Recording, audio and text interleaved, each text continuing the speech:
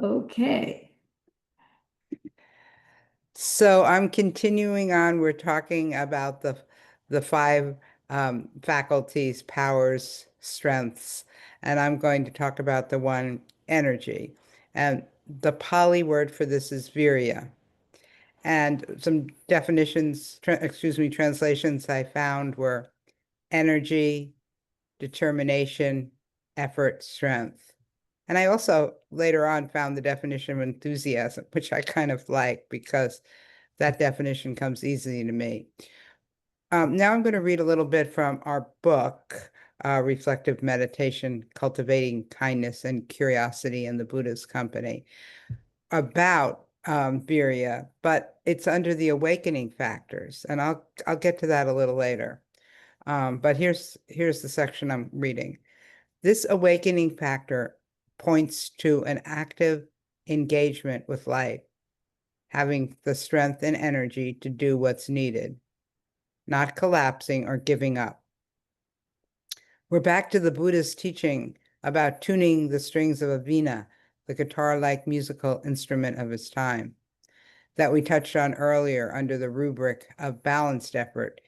It's best to tauten the strings neither too tightly nor too loosely. But here's the catch. What's too tight or too loose in our life depends on the situations we find ourselves in, which shift and change. In reflective meditation, we advise you not to try too hard, not to over effort or strong arm your way through. At times, it can take quite a bit of effort to meditate. That's why it can be helpful to meditate with others. It takes energy to follow your experiences during meditation, and it takes additional effort to remember what happens when reflecting back on it after meditation. Slowly, very important word, slowly, the factor of energy and determination matures and strengthens. And by the way, that's how it's described in the list. It's, as I mentioned, I believe on Sunday, they're the same five qualities on both the list of faculties and powers or strengths. And the difference is that they've matured when when they've become powers. So as I said, the quote I just read, that's from referring to the list of factors of awakening. And Virya is on several lists. The faculties and strengths, what we're teaching to now, but it's also on the Eightfold Path. And of course, the factors of awakening. It must matter a lot.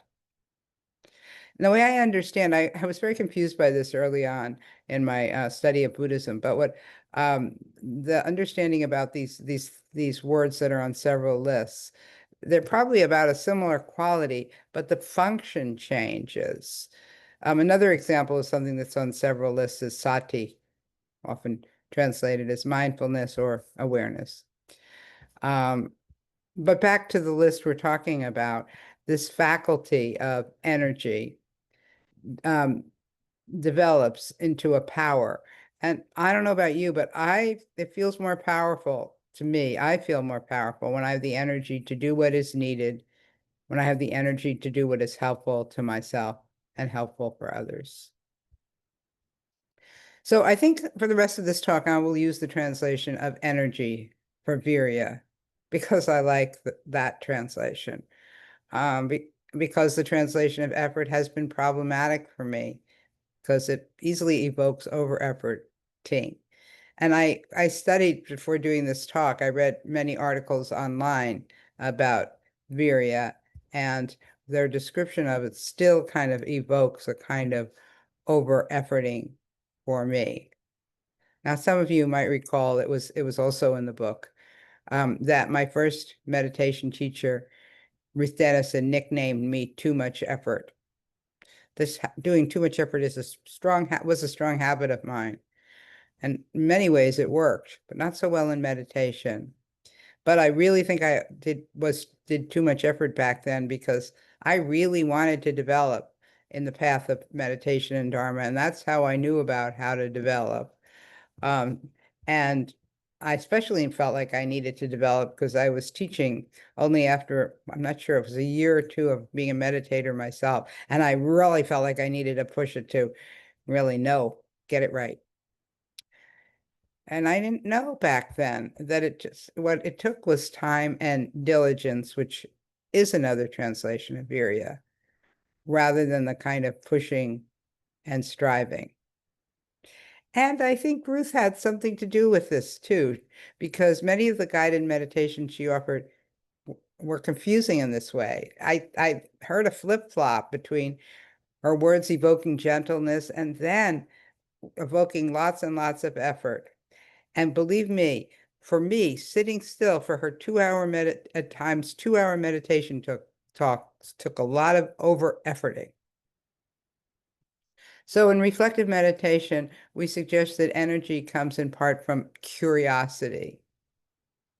When we're authentically curious about something, we just have the energy and the motivation to know more about it. And in the interviewing process, when we talk to you about your meditations, I hope we foment more interest in whatever's going on for you in your meditation. And it's not an act. I do find it authentically interesting how each meditation develops. And of course, it does take quite a bit of energy to reflect back and become more discerning about what happened in your meditation.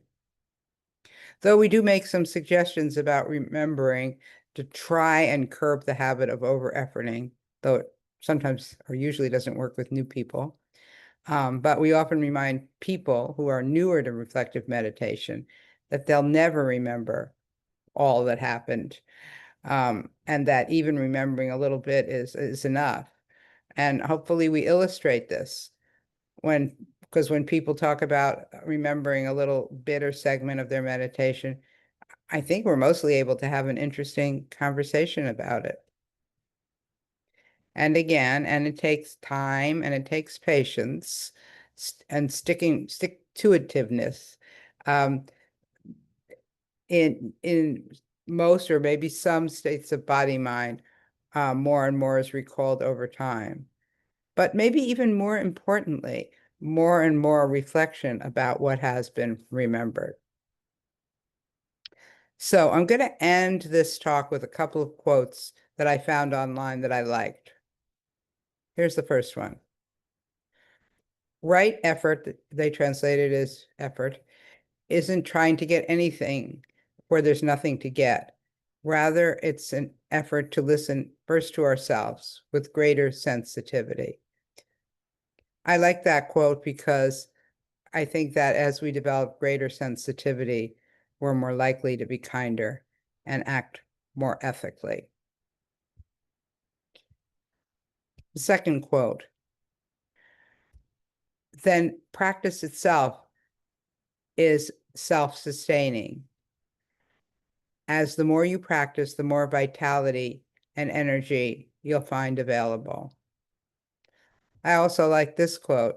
Of course, at the same time that we do our practice of reflective meditation, we might have other conditions in our life that might be draining our energy. So it's not always true. None of this is always true in my assessment, because to say something is always true is to be ignorant of conditionality. But nonetheless, I like the quote because I find that most of the time, meditation adds vitality to my life. And I wonder if that's true for you. And I will end the talk there.